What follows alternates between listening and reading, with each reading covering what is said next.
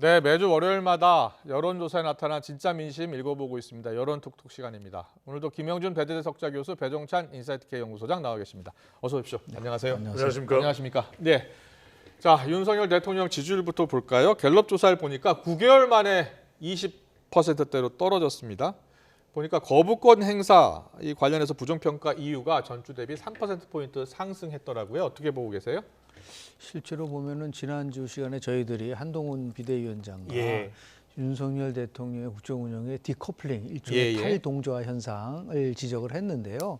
그 이후에 이거는 굉장히 여권으로 봐서는 이게 충격적인 거죠. 29%대로 떨어졌다라는 거는 이게 집권 초기에 당시 7월 달에 20%대로 한번 떨어진 적이 있었지만은 통상 한 30%대는 유지를 하지 않았습니까? 네네. 29% 떨어졌는데 여기 두 가지가 굉장히 함의가 있는 것 같아요. 두 가지 함의요? 첫째는 뭐냐면 이 조사 결과에서 나타난 것 중에서 가장 핵심적인 거는 보수층에서의 이탈이 굉장히 많다는 거예요. 보수층 이탈이요? 네, 그러니까 다시 얘기해서 통상적으로 TK 지역은 항상 윤석열 대통령 지지도가 긍정이 부정보다 높게 나오거든요. 그런데 이번에는 오히려 대구 경북에서조차도 부정이 긍정보다 높게 나왔어요. 이런 부분들이 긍정이 45인데 부정이 48이었고요. 연령대별로 보면 보통 60대가 강한 윤석열 지지층이었었거든요.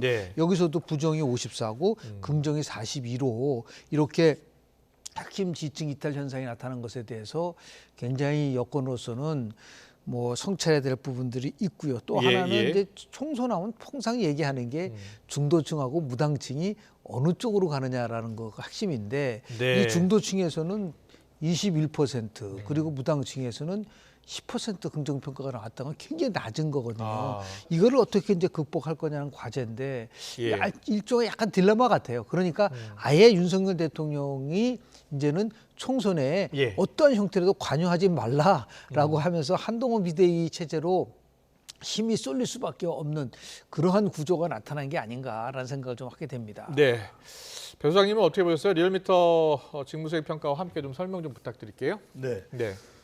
대통령의 국정수행 긍정 지지율이 갤럽의 경우는 29%가 됐거든요. 그러니까 대통령의 지지율이 20%대로 내려간다는 건 어느 대통령을 역대 대통령까지 포함해서 막론하고 지지층이 이탈되는 겁니다. 지지층이 이탈될 때에 가장 핵심적인 또 치명적인 문제는 사람과의 문제입니다.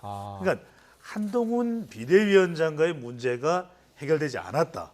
이전에도 이 한국갤럽 조사에서 이준석 당시 이제 대표와 충돌했을 때 또는 그 이후에도 대통령이 사람과의 문제가 발생하게 되면은 이렇게 이제 TK, PK뿐만 아니라 보수층까지도 이탈하는 현상이 발생하거든요. 그러니까 이게 빨리 해결이 돼야 되는데 그래서 지금 중요한 게 어제 4일 녹화가 되고 7일 내용이 발표되는 대통령의 대담이 상당히 중요합니다. 대담이 중요하다. 이걸 통해서 극복이 된다면은 반전이 되겠지만 자칫 잘못하면 7일 설명절 내용으로도 이게 극복이 안 되면 메시지도 극복이 안 되면 다음 주 조사에서는 대통령 지지율이 더 내려갈 수도 있거든요.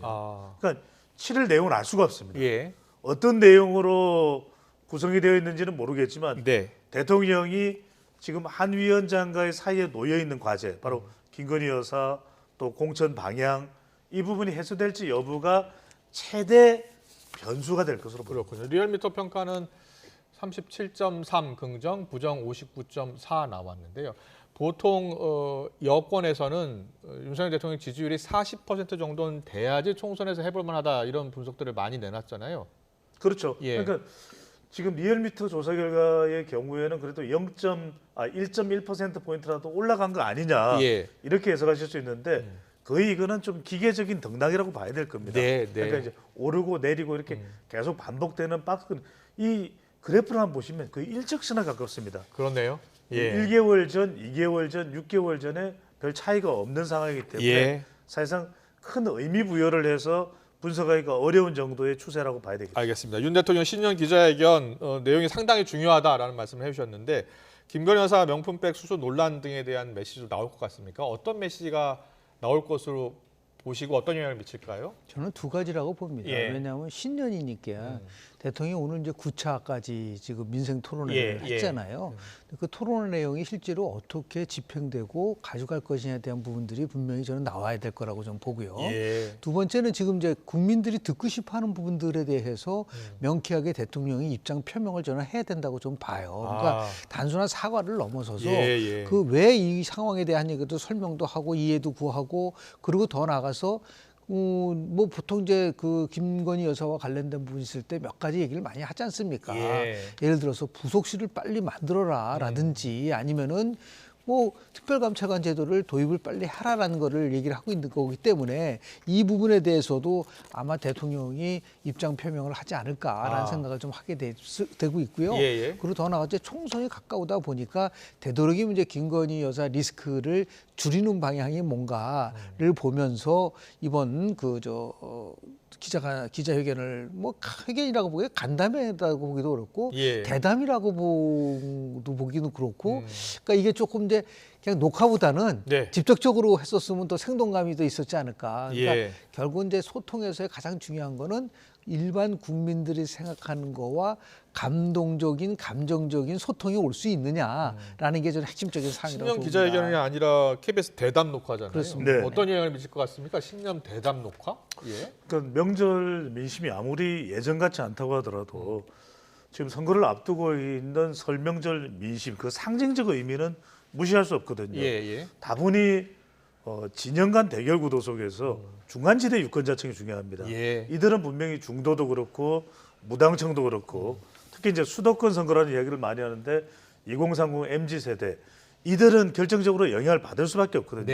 왜냐하면 결국 분기점이 될 것은 7일 발표되는 대통령의 대담 내용에 충분히 이 논란에 대한 해소 방안이 담겨 있느냐. 그게 아니라 단순히 이렇게 생각할 뿐이다라는 내용만 남기면 충분히 해소가 안 될 겁니다. 그렇군요. 그러니까 뭐 특검법이냐 특검법이 아니냐 또는 명분백이냐 명분백이 아니냐의 문제가 아니라 또는 함정 몰카 취재했냐 아니냐 문제가 아니라 어떻게 하면 국정 운영에 제발 김건희 여사 관련된 부분이 더 이상 논란이 없도록 또 배우자로서 또 활동은 계속 앞으로도 임기가 만 3년 이상 남아 있습니다.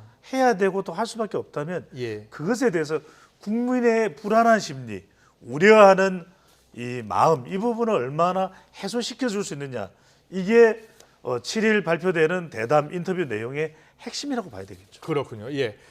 그리고 장내 정치 지도자 선호도가 계속 나와요. 그래서 지금 뭐 한동훈 비대위원장, 이재명 대표 2강으로 나오는데 이재명 대표가 26, 한동훈 비대위원장이 23 이렇게 나왔네요. 그렇습니다. 지금 어떻게 보고 계세요? 이것도 역시 마찬가지로 한 위원장의 상승 추세가 조금 주춤해요. 이거 혹시 내용을 그래프로 바로 보여주시면은 계속해서 최근까지 상승세, 가파른 상승세를 보였던 것이 한동훈 위원장인데 최근의 추세는 또 26%의 이재명 대표를 바짝 쫓다가 좀 주춤한 모습입니다. 숨고르기를 하는 것이라고도 볼 수 있는데 이 숨고르기의 원인이 한 위원장이냐 아니면 윤석열 대통령이 볼 때는 윤석열 대통령일 가능성이 높아요. 왜냐하면 한 위원장은 계속해서 상승 추세였는데 최근에 대통령과의 지난달 21일에 사퇴 요구에 대해서 물러나라는 사실상의 요구에 대해서 선을 그었던 것이 바로 충돌이라고 우리가 보고 있는 거 아니겠습니까? 그렇게 되면 추가적으로 중도층이나 무당층이나 또는 자영업층이나 추가적으로 더 들어오기가 힘들어요. 그렇군요. 그 영향으로 본다면은 한동훈 위원장으로서는 이 상승세를 더 끌어올려야 되는 것이고 이재명 대표는 어떻게든 저지해야 되는데 지금 그런 일종의 방법으로 이재명 대표는 문재인 전 대통령을 만났단 말이에요. 그러니까 따지고 보면 이재명 문재인 관계 또 한동훈 윤석열 대통령 관계 이 관계가 서로 비교되고 경쟁하고 있는 것이거든요. 그런데 여하튼 이재명 대표는 한 고비를 넘긴 셈이라면 지금 한 위원장은 어떻게든 7일 나오는 발표 내용을 가지고 넘을 수 있느냐 없느냐 이게 중요하다고 봐야 됩니다. 저는 뭐 보는 각도에서 다르다고 보는데 오히려 한동훈 비대위원장이 이제 약간 정체라고 하지만 2020년 6월 달에 4%였던 한동훈 비대위원장이 저 그래프를 보면 보십시오. 16%, 22%, 23% 예. 상승하고 있는 보드가 있는 거예요. 아.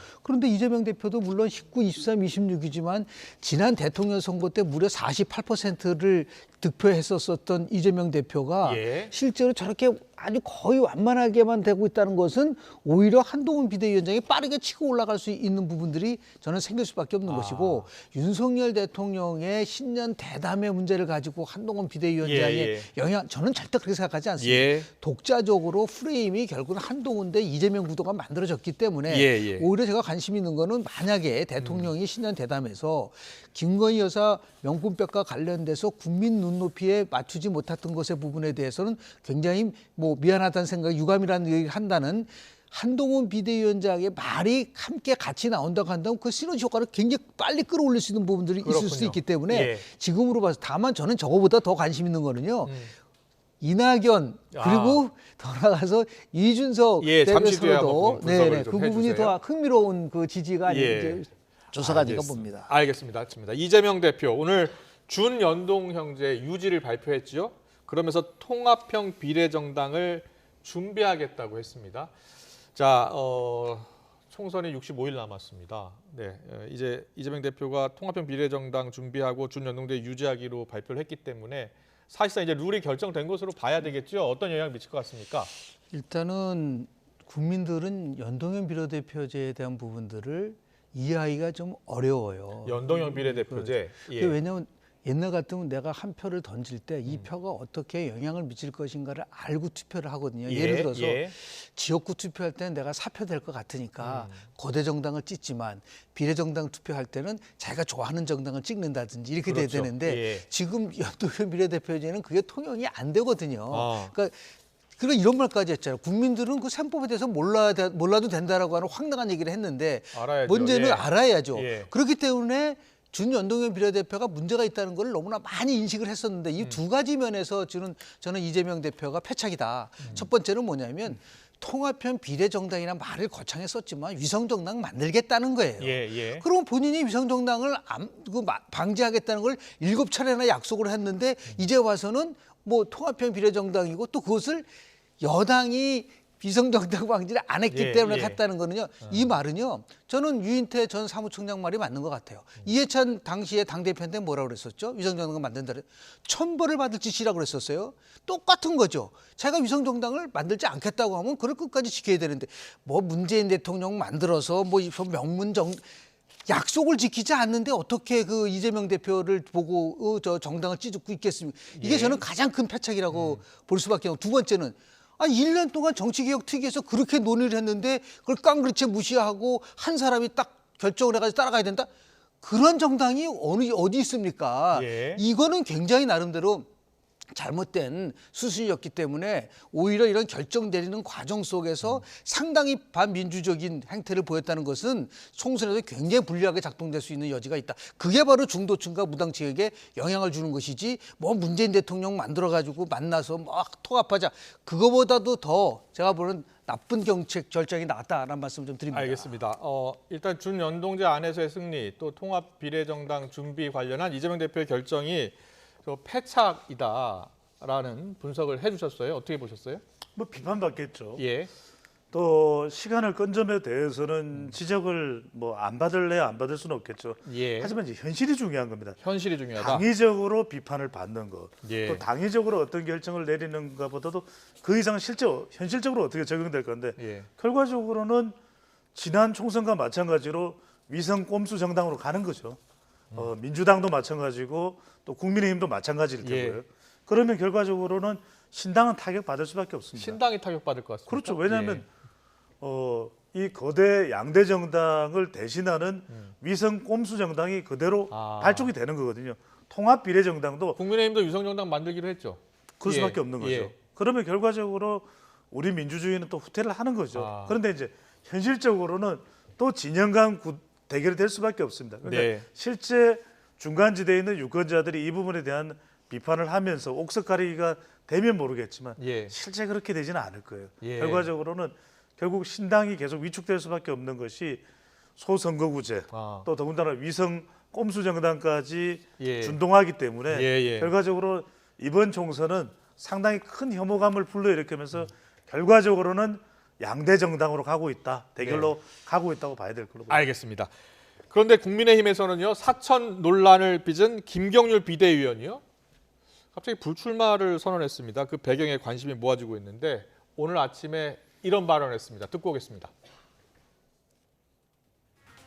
대통령실에서 뭐 공식적인 제안, 뭐 압력, 뭐 그런 거 전혀 없었고, 오히려 있었다면 저는 전혀 뭐 받아들일 생각이 전혀 없고, 공식적으로도 그리고 뭐 비공식적으로도 대통령실의 메시지는 받은 바 없습니다. 기울백에 관한 메시지가 어떤 식으로 지금 대통령실의 입장 표명이 필요하다, 이 입장은 여전하신 거예요? 그렇죠. 그때 방송이 되겠다고 하니까 지켜봐야 되지 않겠습니까? 아무도 당 밖의 목소리들을 전달하지 못한다라면 그건 오히려 민주적인 정당으로서 문제가 있지 않겠습니까? 자, 사천 논란을 빚었던 김경률 비대위원의 결정. 자, 본인은 외압이 없었다고 하는데요. 이게 왜 이런 결정을 했다고 보시고 총선에 또 국민의힘 공천에 어떤 영향을 미칠 것 같습니까? 해석의 문제라고 좀 보는데요. 예. 만약에 지금 이제 김경률 비대위원이 마포에 계속해서 공천을 받으려고 하고 그렇습니다. 그리고 예. 대통령실과의 갈등이 불거지면은 굉장히 위험해질 수 있다는 판단을 한 거죠. 그러니까 이게 실제로 보면 대통령과 비대위원장 간의 갈등의 잠복적 요소로 작용되는 뇌관을 결국은 제거시킨 건데 예. 저는 이렇게 해석을 했습니다. 그러면 결국은 나는 김경률이를 이번 공천에서 우리는 배제시켰다. 그러니까 더 이상 예를 들어서 대통령실에서 요구하는 특히 뭐 우리가 그 용핵단이라는 말을 막 쓰더라고요. 예. 영사 핵심 관계자들과 네. 관련된 부분들에 대한 공천은 이제는 대통령실이 아니라 결국은 당이 중심이 돼가지고 갈 수밖에 없다는 것을 보여주는 오히려 한동훈 비대위원장으로 봐서는 한 발 뒤로 물렀다가 이제 결국 이제 공천 과정에 전면적으로 나설 수밖에 없는 이 상황 속에서 주도권을 여전히 갖겠다라고 하는 그러한 시기에 있어서의 나름대로의 행보가 아닌가라는 생각이 좀 하게 결국은 됩니다. 이게 윤심 공천이 아니냐 이런 분석도 있던데요.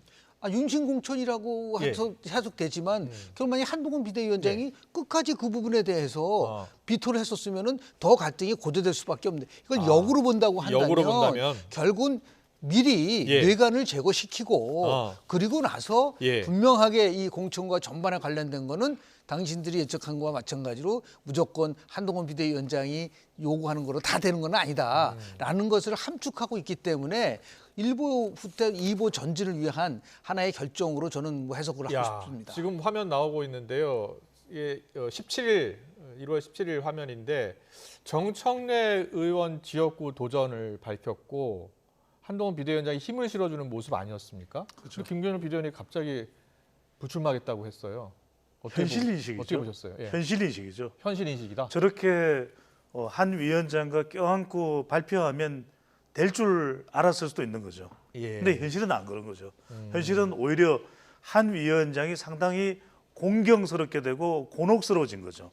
그런 상황에서 걸림돌이 될 수는 없는 것이기 때문에 한 위원장의 부담을 들어준 것이다. 그렇게 보세요? 현실적으로 볼 수밖에 없는 게 그렇지 않으면 지금 대통령 지지율도 내려갔잖아요. 계속해서 이 상황에 반전이 되질 않는 것이거든요. 그러니까 과유불급임을 안 거죠.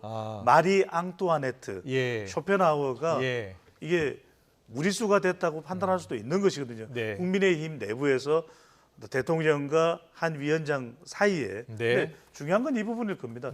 비대위원 중에서 이렇게 활발하게 언론 대응을 하는 사람이 많이 있나요? 그러니까 결과적으로는 김경률 비대위원도 현실 인식을 할 수밖에 없는 게 결국에는 유구무원, 할 말은 있지만 하지 않는 것도 필요하다라는 것을 인식했다고 봐야 되겠죠. 알겠습니다. 제3지대 이야기 하겠습니다. 민주진영, 지금 제3지대 빅텐트 논의 시작부터 지금 삐걱거리고 있습니다. 야당에서 탈당한 두 그룹의 합병도 지금 삐걱거리고 있고요. 김종민 새로운 미래 공동대표의 목소리 준비했습니다. 듣고 오겠습니다. 그럼 대표님 보시기에 두 의원이 참여 안 한 진짜 이유는 뭐라고 보세요? 이낙연 대표하고 하게 되면 대통합에 도움이 안 된다 이런 판단하셨지 않았을까 싶어요. 전에 우리가 합의한 건 이낙연 대표는 약간은 뒤로 물러나는 거예요. 예. 윤재인 위원장만 맞고. 근데 이낙연 대표가 있는 곳이면 그게 안 되겠다. 그거는 저는 동의하기는 어렵지만 예. 뭐 두 분 생각이 그러면 또 존중해야죠. 그 두 분과 대화를 충분히 해서 비록 이 새로운 미래 같이 합류는 못했더라도 같이 힘을 합치는 방법 또는 대통합을 위해서 좀 기여하는 방법 여기에 대해서 좀 논의를 본격적으로 해보려고 합니다. 네, 지금 들으신 대로 이 두 의원이 이원욱 조홍천 의원이에요. 30분 전에 불참하겠다라고 이야기했대요. 참 특이해요. 예. 30분 전에 윤영철 의원은 탈당하지 않는다. 예. 이번에도 30분 남겨놓고 두 의원이 이제 참석하지 두 않는다고 의원은 얘기했는데요. 어디로 향할까요? 그러면 조금 그러니까 있다가 저 입당하는 두 거예요? 분이 아니면 그동안 이준석 신당 이야기도 나와요? 저는 이준석 개혁신당이요? 신당으로 간다는 거 자체보다는 예. 본인들이 그동안 얘기했었던 부분들이 이제 원칙에 대한 얘기를 좀 많이 했잖아요. 예, 도대체 예. 제3지대 정당이 추구하는 핵심적 가치가 뭐죠? 네. 그러니까 결국은 선거에서 승리하고 더 나아가서 좀 새로운 그 세력이 들어오는 것에 대한 것들에 대한 장을 열어준다고 얘기를 하고 있지만은 예. 제가 볼 때는 너무 제3지대 빅텐트로는 공학적인 수준으로 빠져들어간 것 같아요. 그러다 보니까 또 이준석 대표는 뭐라 했었죠? 뭐 골든타임은 지나갔다 얘기하고 그랬습니다. 그리고 뭐 이낙연 신당을 향해서 윤핵관이 예, 똑같다고 예. 비난을 하는 그런 정당들끼리 도대체 모여서 뭐를 할 수 있다는 거죠. 이제 그런 부분들 그것도 아마 새로운 데 개혁에 관련된 얘기를 했는데 당명도 그냥 새로운 미래라고 이렇게 딱 정하는 과정 속에서 네. 이것들이 처음에 생각했던 거와 너무 다르지 않느냐라는 그러한 부분들이 좀 있어서 예, 예. 뭐 불참은 한 것 같지만 네. 결국은 어떤 형태든 간에 본인들이 왜 탈당을 했고 그 예. 탈당한 것을 통해서 무엇을 실현할 것인가에 대한 나름대로 길을 찾지 않겠나. 오히려 저는 저분들이 차라리 금태섭 의원인 새로운 선택이라든지 아니면 그런 쪽으로 가는 것이 어떻게 보면은 원칙이라든지 가치 면에서는 부합되는 게 아닌가라는 생각을 좀 합니다. 네. 아니 백우선 소장님은 예상하셨어요? 조홍천 이원욱 의원의 불참? 왜 불참했을까요? 그리고 앞으로 어떤 행보를 보일 것으로 예상하세요? 온도차죠. 우리가 뜨거운 물에 들어가면 뜨거. 그 다음에 뜨거운 물 아닌 찬물에 들어가면 너무 차가우면 차고. 이게 서로 섞이지를 못하는 것이거든요. 아니 근데 이낙연 전 대표 같은 당에 있었잖아요. 정당 지지율을 한번 봤으면 정당 좋겠는데요. 지지를 함께 보면서 왜? 분석할까요? 예. 이걸 제가 설명을 드리자면은 우리 여론독독 시간을 통해서 3분의 1 법칙이라는 걸 제가 설명을 드렸던 기억이 나실 거예요. 예. 3분의 1 법칙. 근데 이게 3분의 1 법칙을 다르게 이야기하면 세 가지의 리스크입니다. 첫 번째 지금 개혁신당 3%, 이낙연 신당 3%. 지금 3% 가지고 뭘 할 수가 없어요. 그러니까 기대는 잔뜩 있었는데 이른바 파괴력이 대단할 거라고 생각했는데 파괴력이 기대와 미치지 못하는 리스크. 예. 그다음에 두 번째로는 합의를 해야 되는데 합의를 절충할 수가 없어요. 왜냐하면은 이준석 대표는 마치 이낙연 전 총리에 대해서 윤핵관과 다를 바가 없다. 예. 이렇게 이야기를 해버리고 이낙연 신당 쪽에서는 이준석 대표가 내놓는 공약 도무지 우리가 종잡을 수가 없다. 그러면 이른바 합의점 리스크가 R이 발생을 합니다. 예. 마지막으로는 뭐냐면 빅텐트만 만들면 잘 될 줄 알았는데 빅텐트를 만들 수도 없을 뿐더러 빅텐트가 된다 하더라도 지지율이 더 높아지는 보장을 못하는 게 이 화면 그대로 보세요. 자, 개혁신당 3, 이낙연 신당 3인데 옆에 무당청 21이 옮겨왔나요? 안 옮겨왔나요? 예. 안 옮겨오잖아요. 그 이야기는 빅텐트가 된다 하더라도 이른바 이것이 우리가 더 확대돼서 소선거구제 지역구 하나에서 한 명만 당선되는 이 대한민국 선거제도에서 결과를 만들어낼 수 있을까? 이른바 확장성 리스크 블랙홀에 빠지면서 차라리 이원욱 의원 그다음에 조홍천 의원은 그냥 무소속으로 나가는 게 더 낫겠는데 그렇게 하는 보세요? 판단도 할 수가 있는 것이죠. 그럼 제3지대 빅텐트는 사실상 어려울 것으로 보시는 거죠? 예, 김영준 교수님. 하면은 아까 조금 전에 우리가 보았었던 미래 정치 지도자 선호도에서 이준석 그리고 이낙연 4% 가까이 나왔거든요. 예, 4% 나왔습니다. 근데 왜 정당 지지는 저보다는 낮죠? 아. 더 상당히 낮는 거죠. 예, 지금 잘 예. 지적을 하셨지만 지금 무당층은 21%로 거의 차이가 없어요. 그 무당층을 흡수하지 못한다. 예. 그 말은 뭐냐면 그 정당에서 갖고 있는 기대감이라든지 나름대로 지향하는 가치가 불명확하기 때문에 무엇을 위한 제1빅텐트냐는 대한 부분이 없이 그저 자신들 개혁신당의 입장에서 봤을 때는 우리가 훨씬 우위에 있기 때문에 당신들이 알아서 일 안으로 들어오세요. 예. 그런 거를 과연 이낙연 신당에서 받을 수 있을까요? 그렇군요. 그런 의미에서 참 빅텐트가 어려운 부분이다라는 말씀을 좀 드립니다. 네, 총선 65일 남았습니다. 여야 정치권 상황 분석해드렸습니다. 배종찬 인사이트K 연구소장, 김영준 배재대 석좌교수와 함께했습니다. 잘 들었습니다. 고맙습니다. 고맙습니다. 감사합니다.